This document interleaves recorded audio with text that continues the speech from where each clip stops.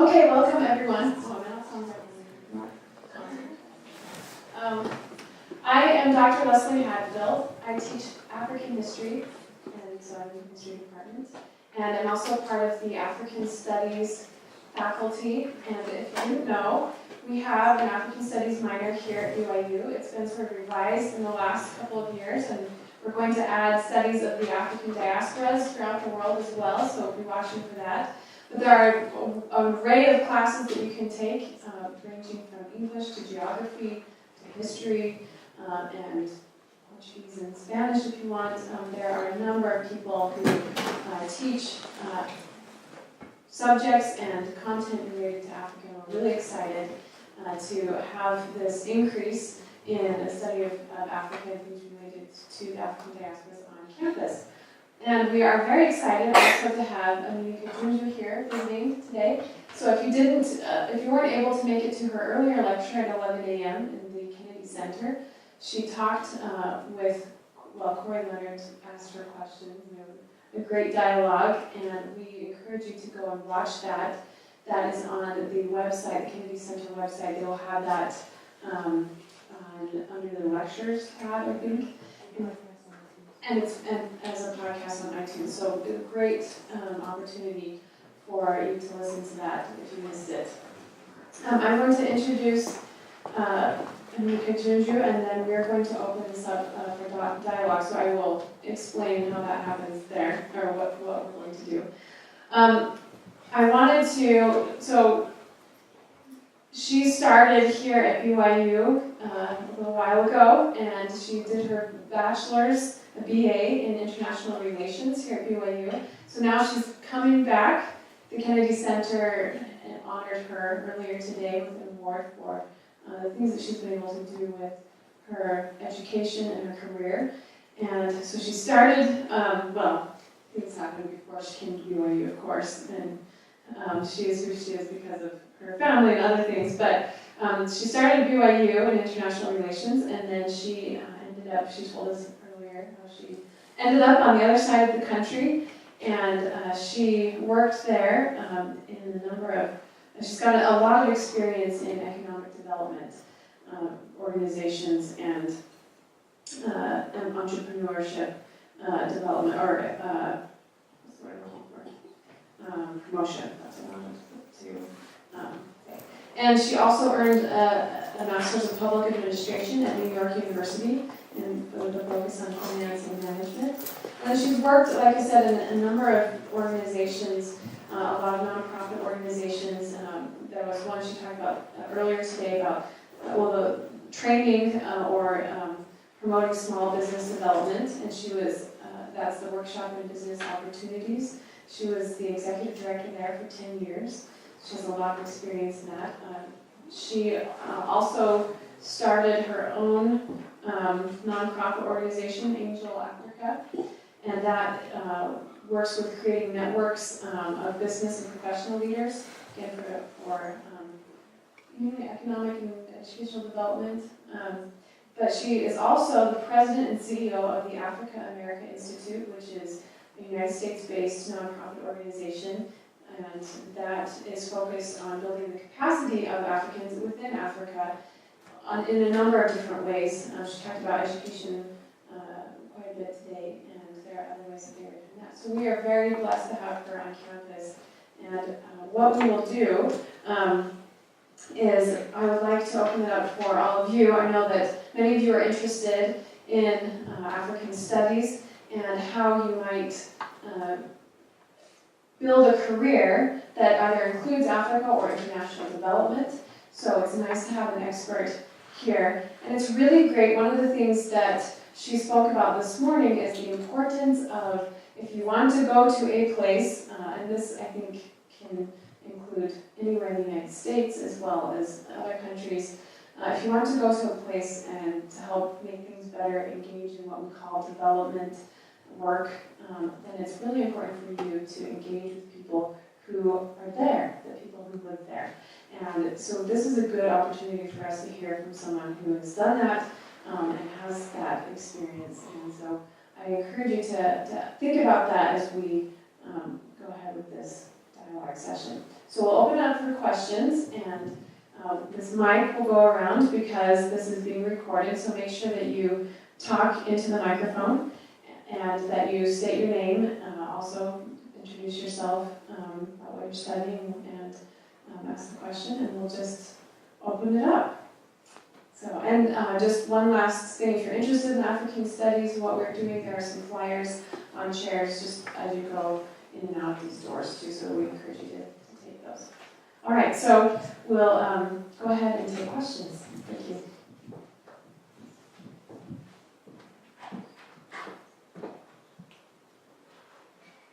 That means you can ask.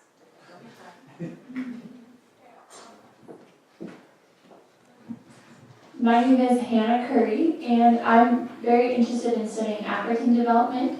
And I just want to ask you, I know you're involved in small businesses and entrepreneurship, what you think about like larger organizations and the impact that they have in countries in Africa. And I'm particularly interested in the DR Congo and Kinshasa.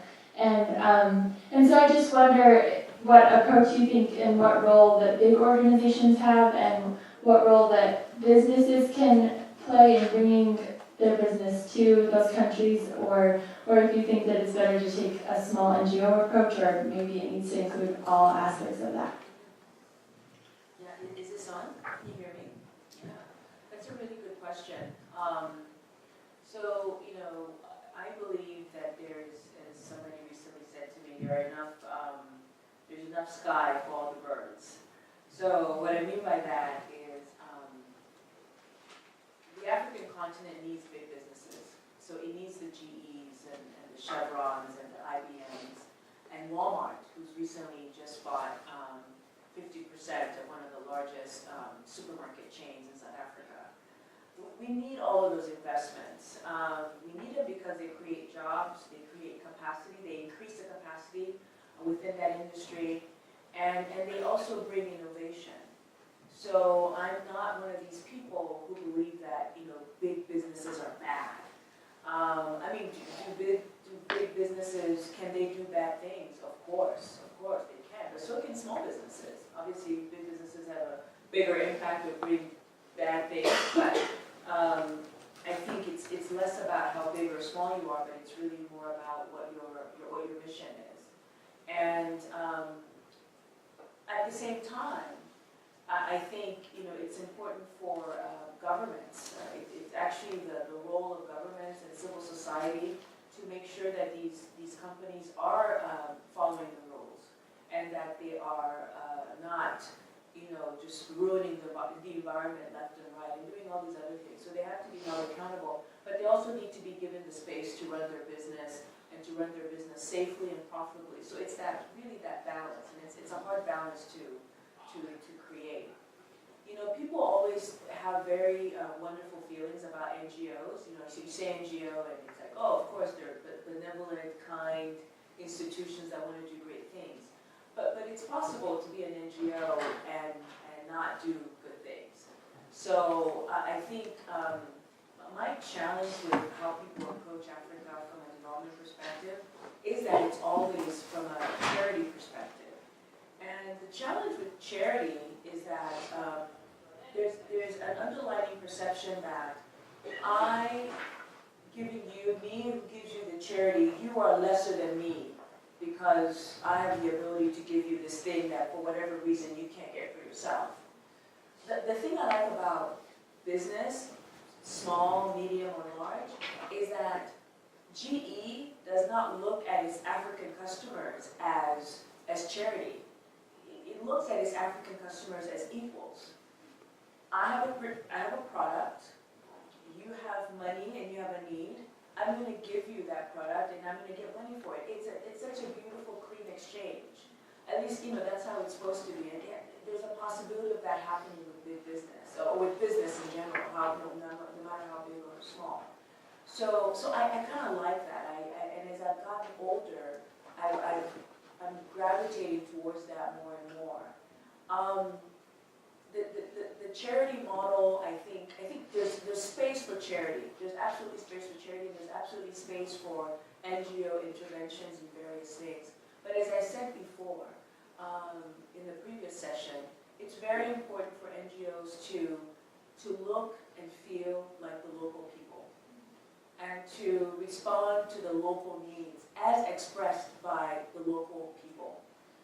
If an NGO is not doing that, then you have no idea what blind spots you may have, and you may be doing harm without even knowing. So I think that's really important to remember. I think any intervention, whether it's one human being or a bunch of human beings, it's really important to understand the local context so you can have a bigger impact.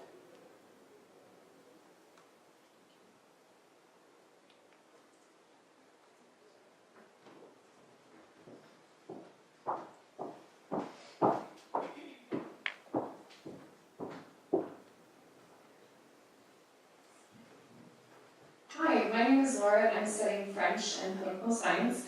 I was wondering what you thought about microcredit. It had great success in Kenya, and it's a smaller scale than perhaps a corporation like Walmart coming to a country. How do you feel about maybe microcredit expanding in Africa? Great question. I became interested in microcredit myself, particularly when I worked at WeGo, the workshop in business opportunities, where for 10 years our company or our organization tried to develop entrepreneurs within the United States. But we're also looking at possibilities of going outside the United States, and in particular in Africa. The issue of microcredit became quite prevalent during the time that I was running this institution, so I became very interested in it, and actually took classes at NYU, and even got certified, took an advanced course on microfinance, and had wonderful teachers. I had a lady by the name of Sarah Letzner, who was a specialist in microfinance around the world and really knew it well, and she was our teacher, so we were really getting wonderful information from her, wonderful perspective. I had the opportunity to even write a paper about the first IPO, the first initial public offering of a microcredit, of a Mexican microcredit, meaning that this microcredit institution got so big that they could go to the capital markets and raise money.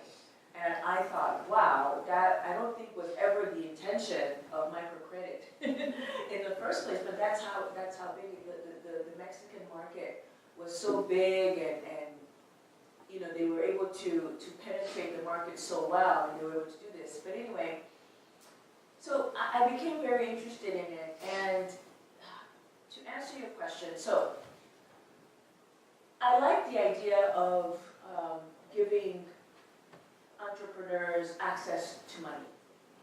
I like that. And when I worked with entrepreneurs during those 10 years, once you have a really good idea and it could fly in the market, if you have a product or service that people actually want and need and are willing to pay for it, most businesses at some point are going to need some additional dollars from outside to grow the business. So, but the problem that I had with microcredit is that it did a couple of things. One, it strengthened the informal sector. So most microcredit institutions are going to really small businesses, and we can't even call them small businesses, we'd have to call them micro businesses, right? And most of these micro businesses live in the informal sector. And what I saw was that microcredit institutions were not doing enough to move these micro businesses out of the informal sector and more into the formal sector. Because the dollar amounts were too small, right? They were really small amounts. It's $100 and it's 36% and $100. And you pay it within 3-4 months, and then you get maybe another 150. I mean, I don't care where you live in the world, $100, $150, $200, it's not going to make a huge impact. So the dollars, the amounts were really, really small. But in places like Asia, where there's a dense population, microcredit institutions could give a lot of $100, $200, $300 loans, and they make good money, from it, and the individual feels like they're moving ahead, but not quite. So there was that.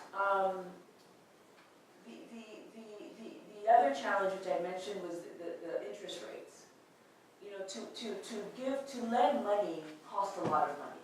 You have to get the lender, the individual who's going to give you the money. Then there's all these sort of administrative paperwork that you have to do to get the money, and then to get the money to the entrepreneur. All of that costs money, and so that cost ends up in the interest rate.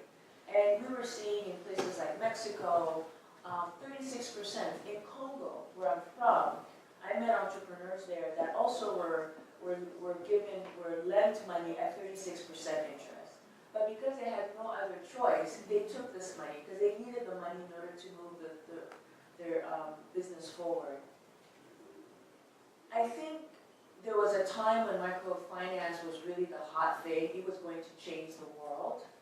But as we have seen, that it's cooled off a bit. It was hot, and then it became a little lukewarm, and now it's just cold. You know, microfinance is no longer that hot panacea, you know, to solve world poverty, because there were some structural and philosophical challenges with it in the first place. The idea of giving people access to financing so they can grow their business, a sound one, I'm not sure that microcredit, the way it was set up initially, was the right way to do it. Bangladesh, where it was sort of pioneered, it's still a poor country. And there's still a lot of really poor people in Bangladesh, even though microfinance was, you know, sort of took off there, and you know, it was experimented in that environment. But it did not really take people out of poverty the way you and I would like it to be.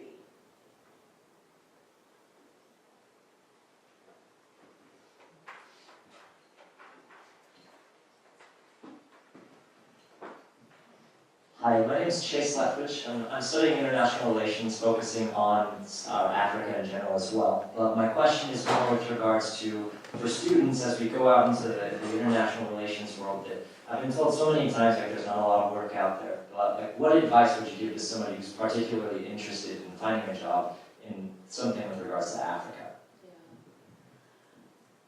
I mean, so I think international relations, and then you should focus on Africa, which is what I did when I was here. Sometimes it's not a linear sort of career trajectory. So just to give you a snapshot of sort of how I got here. So I graduated from BYU. I worked for 8 months at InsureQuote, which was a small software company right here in Provo that no longer exists. Then I moved to New York, worked for Lehman Brothers. So I did a little bit of investment banking for like 8 months. Then I quit and I took like a $50,000 pay cut and worked for the Social Science Research Council as the Africa program assistant. And that kind of got me into the Africa track. But it was 2 jobs later. There was a minor job in there, but basically 2 jobs later, after graduating, I get that job. Of course, I pursued it. I purposely left Lehman so I could work for the Social Science Research Council, which is a renowned nonprofit in New York. And I didn't care what I was getting paid because I just wanted to get in there. And I knew that once I got into that track, it would just open up all kinds of doors. So I worked there as a program assistant. I was there for 3 years. And then I came across a job at the International Executive Service Corps, where I became the program manager for the ATRIP program, which was an Africa Trade and Investment program. And that kept me on the Africa track. But then I went off track for 10 years. After that, I ran WEBO for 10 years, and WEBO was a very local project. We were mainly working in New York. We branched out into Connecticut, and later on we were in other parts of the United States. But during that period, while I was in this very local institution, that's when I was the founding member of Angel Africa. And Angel Africa was is an institution. We were all volunteers. None of us got paid, but we pulled it together, and it was very fulfilling. Lots of hard work, but it kept me on the Africa track. While I earned money, not doing anything specifically on Africa, but it kept me on the Africa track. And in that environment, I got to meet so many people, and was still connected to the Africa professional space, economic development space, international space, and New York was the best city to do so, to do that. But what I was getting at WeBo, that would help me get the job that I have now, is that I was running an institution. I was understanding what it takes to run an NGO, and that really served me well when I went to apply for the current position. When I finished with WeBo, I left WeBo after 10 years. I actually didn't have a job. I said I gave my 10 years, and that's all I wanted to give. And the job at AAI came on a couple of months later, and I got it. And I think I got it because of the leadership sort of training that I got running this nonprofit, and the fact that I stayed on the Africa track through volunteer work and through building Angel Africa. So I just say all this to say, if the eye on the prize is an international career that has an Africa focus, if you keep your eyes on that prize, but you may get derailed because you have to pay the rent, then it's okay to do that as long as you know exactly what you want. I always knew that I wanted to have an international career that had something to do with Africa. And the fact that I spent 10 years at WeBo did not derail me from that dream. And in fact, I left WeBo after 10 years because I wanted to get back to that. And I said, I'll just wait for the next job that gives me that opportunity. And hence the position at the Africa America Institute.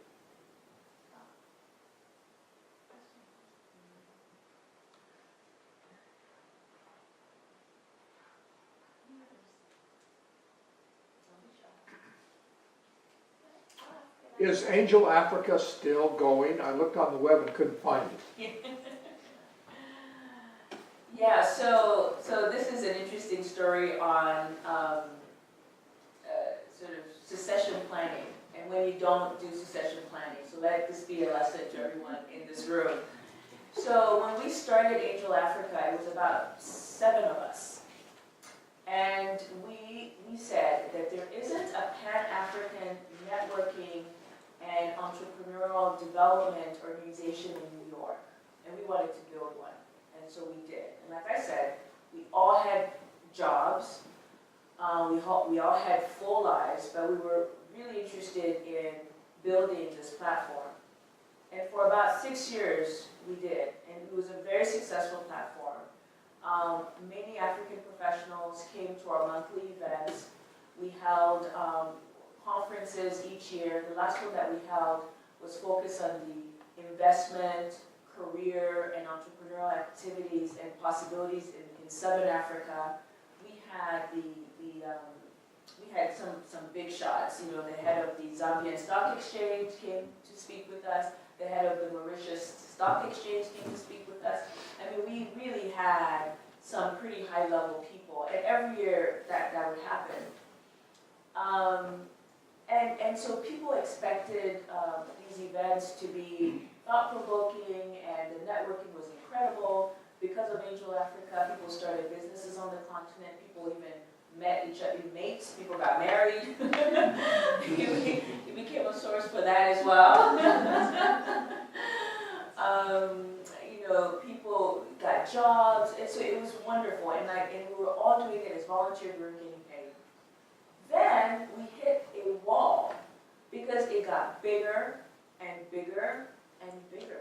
And we needed to formalize it. I mean, we had a 501c3, we had all of that, but we needed to have a paid staff, somebody who could take all of our ideas and run with it, because we couldn't do it with the jobs that we had. And then some of us started having children, Some of us indeed got married, like I said, and just life became too busy.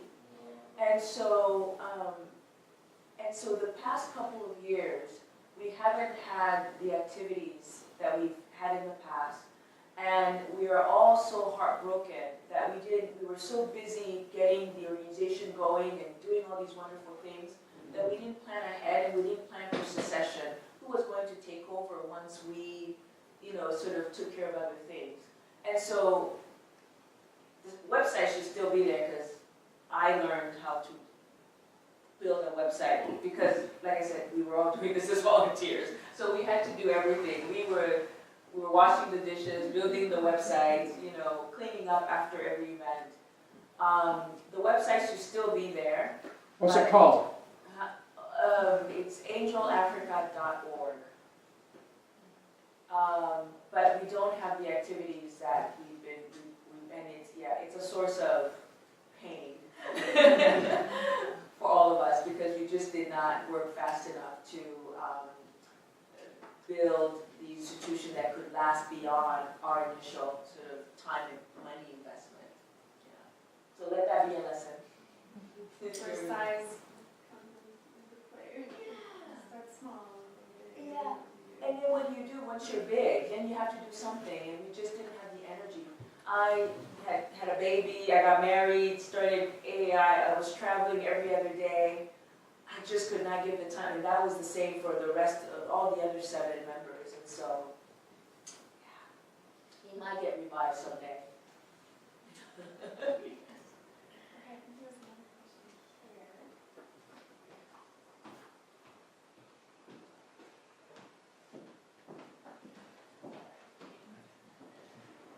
So you mentioned the informal sector, and I read things before about like the pluses and minuses of that. And one thing that I've heard is the reason why people stay in the informal sector is so that they don't have to pay taxes. And I've heard that I know in Kinshasa, like tax rates can be really high, and so it's just, and that goes along with the corruption you were talking about earlier. And so I'm just wondering, like, how do you bring people out of the informal sector while dealing with something that's so much bigger than them that they can't do? That's a really good question, and that's one of the things that we actually wanted to deal with at Angel Africa. We had dreams of really involving the governments, the African governments, to try to create an enabling environment for entrepreneurs. That was one of our mission, actually. We understood what you just said, and because we know tons of people who are going through that same process. You want to get out of the informal sector, but like you said, once you're in the formal sector, that means the government will know about you, and then they could harass you all day long if they wanted to. And no entrepreneur wants to deal with that. It's hard enough to build a business. I mean, who wants to deal with that?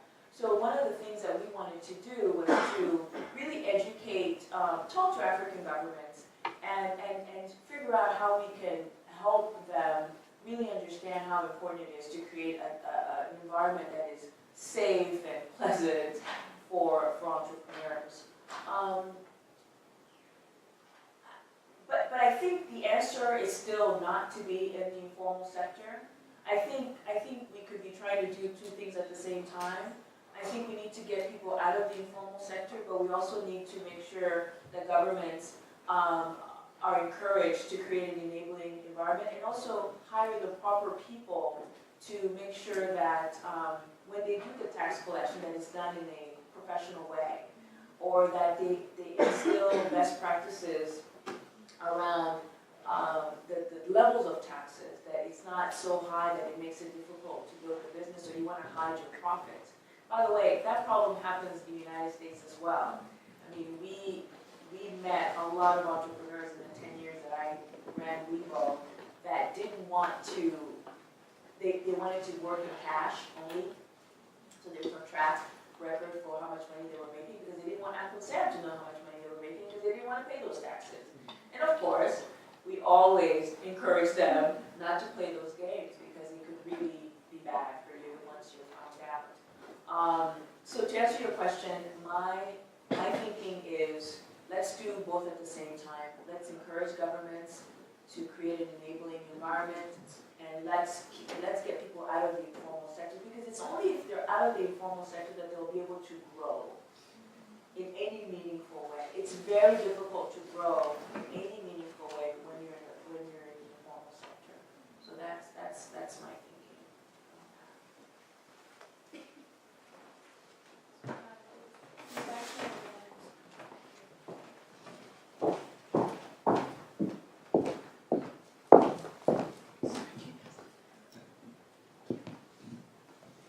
Hi, I'm planning on being a business management major, and I was wondering what suggestions you would have for someone who is going into the formal sector in America, and how a person can be influential in bringing Africa and its countries into the world market.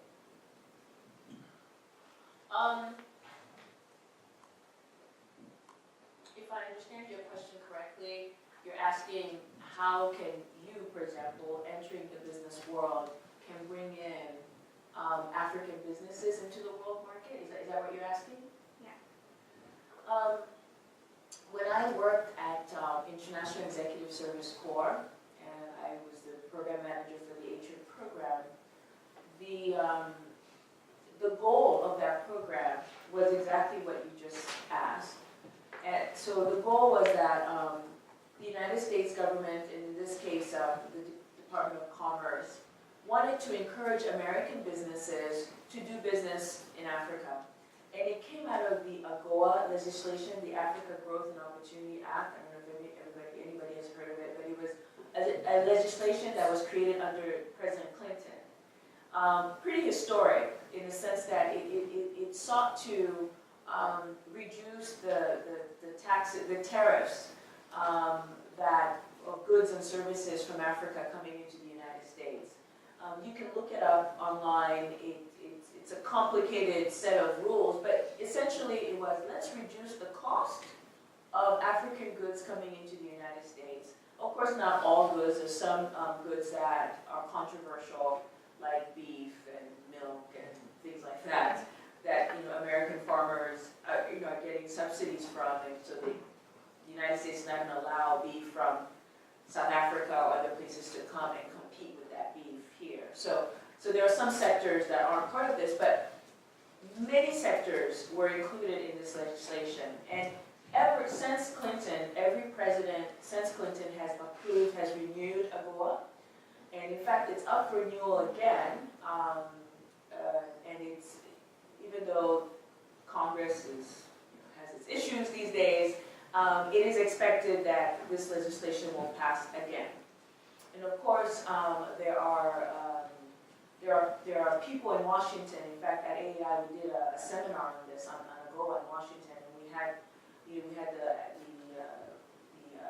trade representative for Africa come to speak. We had some pretty high-level government officials come and speak on this. And many people in the industry are saying to the United States, pass AGOA and let it extend it to 15 years, so we don't have to constantly pass this legislation every year. It's such a waste of time. If we think that this is good policy, why do we have to? And then countries have to wonder if they can play in AGOA every year because they don't know if it's going to be approved or not. So that uncertainty is terrible for business. Anyway, to your question, as I worked in this this organization as part of this program, the idea was that if AGOA is going to be around, and it's going to be around for a long time, we want to encourage American businesses to go into Africa, build businesses there, but we also want to encourage African businesses to come here and send their goods here as well.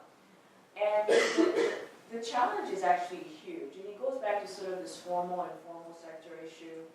The work that I was doing was to increase the capacity of African businesses so that they are at a level that they can play in the same pool as American businesses, and that they're following the same rules, and that if they're sending fish into the American market, that they're following the American rules, and they know how to do that, and they have the equipment and the capacity to do that. So I would send American volunteers to local businesses to help them prepare for the world market. it was such a dream job for me. And I thought that it was a good use of your tax dollars. I mean, would you agree that this is a good program? Do you mind that your taxes are going to help African businesses increase their capacity so they can send their goods and services here? I don't think you would have a problem with that, most of you, right? No? Anybody?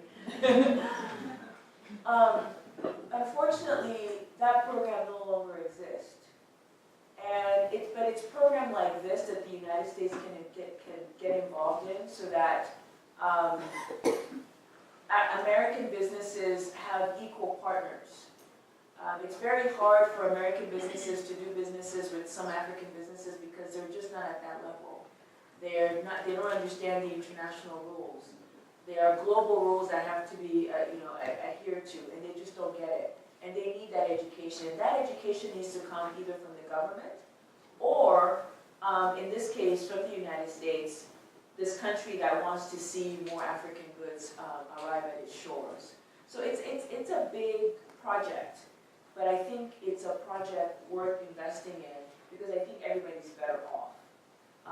You have increased wealth on the Africa side, which means that American goods and services can be bought in Africa. People will have the money to do so. And then you have more variety for the kinds of products that you can have access to. Like, did you know some of the best cashews that you'll eat on planet Earth come from Tanzania? If you like cashews, don't you want access to Tanzanian cashews if they're good, right? So tuna, for example, did you know that some of the best tuna on planet Earth come from Mozambique? If you like tuna, you should eat Mozambican tuna. But governments have to be involved so that the tuna arrives here safely and in good condition so that you can taste how delicious it is, right? So again, those are big investments. And to the extent that the US government may not want to invest in that for all kinds of reasons, to the extent that African governments may not have the time, the money, the capacity to invest in their local businesses, all of us actually lose out. So, talk to your congresspeople. Okay, thank you, ma'am.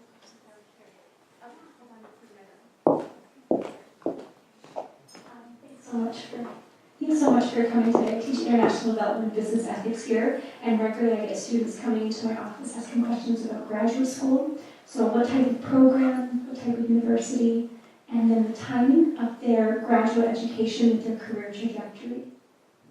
I went to NYU simply because I lived in New York and it was convenient, not cheap, but convenient. And to NYU's benefit, the Wagner program, I was very attracted to the international program, and I was very attracted to their Africa program. And in fact, shortly after I enrolled and got accepted and enrolled, that first semester I participated in, I already knew what my capstone would be, my capstone project, and ended up being, we looked at the management of hospitals that focus on maternal health in Mozambique, hence why I know tuna in Mozambique is delicious, because I had the chance to go to Mozambique as a result of my project. So one advice that I would give, and because I've seen, I've had colleagues, mistake may be a strong word, but I would avoid doing the following. So I've had colleagues who have a bachelor's, then maybe work for a year, and then go off and get a master's, and then expect to get the executive director job after the master's. It's not going to happen. You're going to start from the beginning.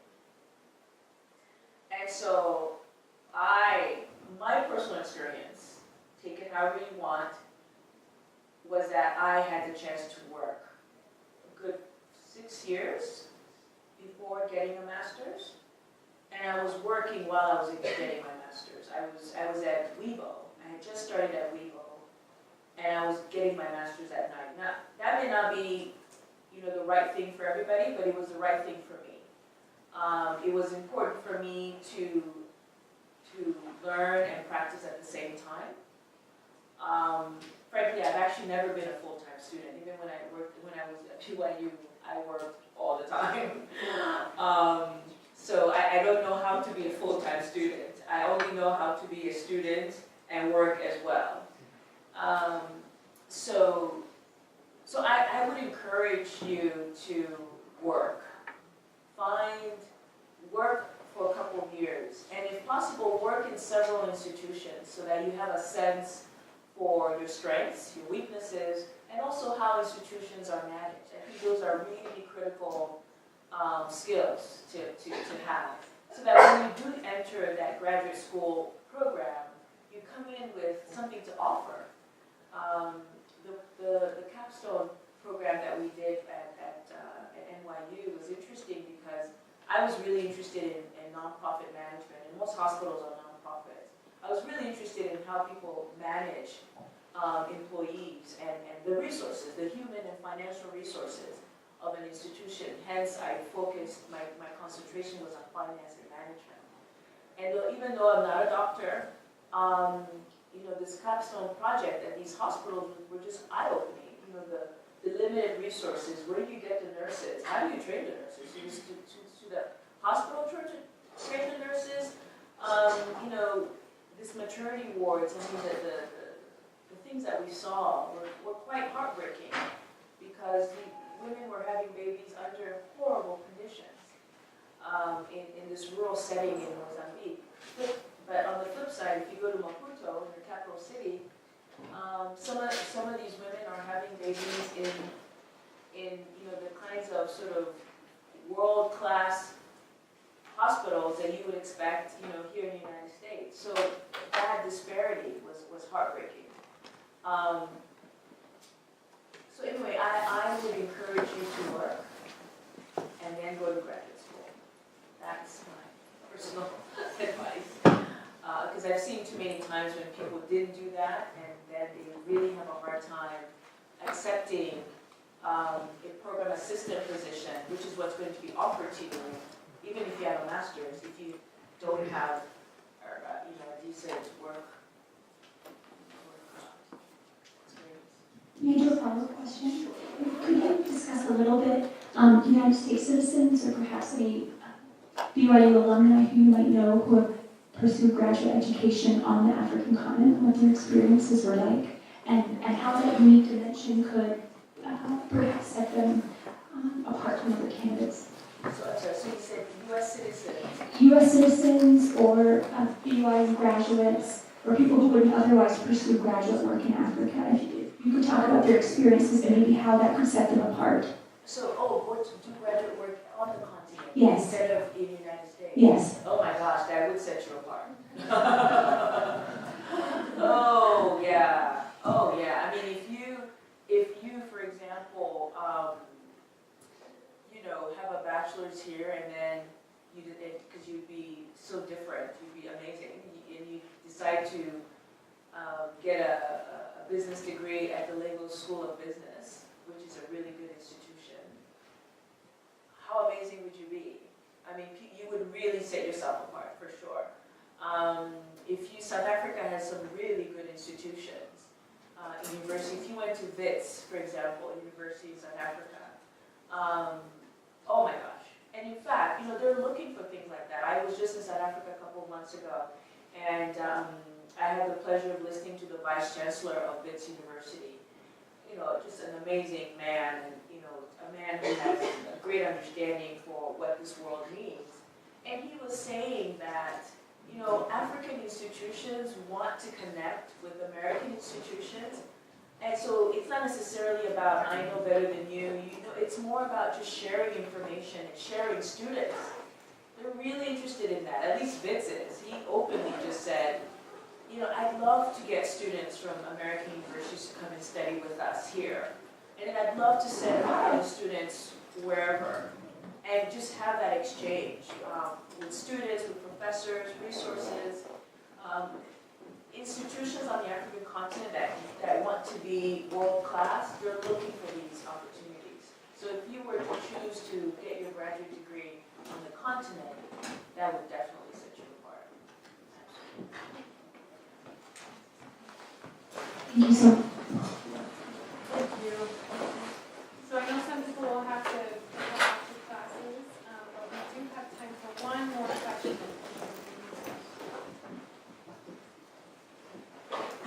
Okay, well, let's, Deb, can you